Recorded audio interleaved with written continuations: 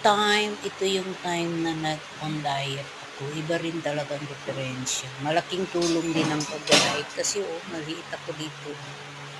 Kumpara ngayon ang taba-taba ko na. Kasi nakatake na naman ako ng carbs and sweets. Sige, simulan ko naman mag-diet ngayon. Effective din pala kasi noon bumibili kami ng bread na high fiber. Ang rice namin high fiber. So medyo naka-cheat mga my guys. So don't worry. Pwede natin ulitin yun. Pwede natin ulitin. Dati, talagang kinokontrol kong pagkain. Pero, okay lang. Pwede mang ulitin. Sige guys. Thank you for watching. Please subscribe. Tulong nyo na po yung pag-subscribe sa amin. Thank you very much po. Bye-bye. Morning.